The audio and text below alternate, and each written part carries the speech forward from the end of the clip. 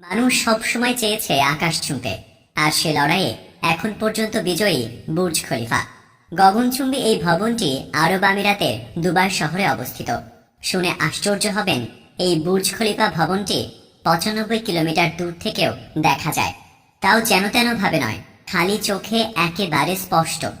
বিশ্বের সর্বোচ্চ এই ভবনটি তৈরি করতে যে পরিমাণ গ্লাস ও স্টিল ব্যবহার করা হয়েছে, সেগুলো একসাথে রাখতে 17টি স্টেডিয়ামের সমান জায়গা প্রয়োজন হবে। ভবনটি তৈরি করতে যে পরিমাণ ইট বালি সিমেন্ট ব্যবহার করা হয়েছে, তা দিয়ে 1283 মাইল লম্বা দেয়াল তৈরি করা যাবে। বুর্জ খলিফার নির্মাণ কাজ 2004 সালে শুরু হয় এবং 2009 সালে ভবনের কাজ শেষ হয়। বুর্জ খলিফা ভবনটিতে 54টি লিফট রয়েছে, যার গতি ঘন্টায় 40 মাইল। বুর্জ খলিফা ভবন নির্মাণে লোহা ব্যবহার করা হয়েছে 4000 টন, যা পরিমাণে ছিল এম্পায়ার স্টেট বিল্ডিং এর অর্ধেক, যদিও উচ্চতায় বুর্জ খলিফা এম্পায়ার স্টেটের দ্বিগুণ। সম্পূর্ণ ভবনটি তৈরি করতে মোট ব্যয় হয় $1.5 বিলিয়ন মার্কিন ডলার। বাংলাদেশি টাকায় এর পরিমাণ 11,670 কোটি টাকা। বুর্জ খলিফার বাইরের প্রাঙ্গণে দৃষ্টিনন্দন একটি ফোয়ারা রয়েছে। এই ফোয়ারাটি তৈরি করতে খরচ হয়েছে বাংলাদেশি টাকায় 1,691 কোটি 38,76,000 টাকা। বুর্জ খলিফা ভবনটি তৈরি করতে প্রায় 12,000 শ্রমিক কাজ করেছে।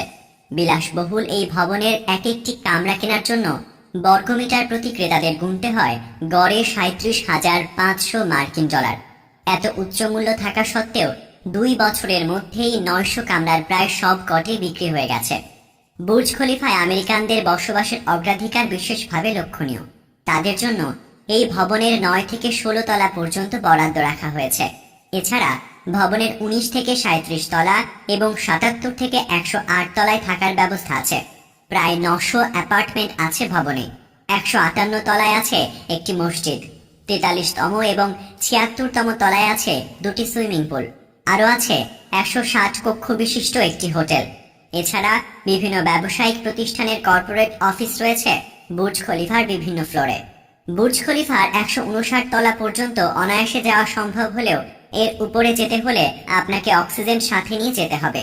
অনেক উঁচুতে অবস্থান হওয়ার কারণে সেখানে অক্সিজেন পৌঁছতে পারে না।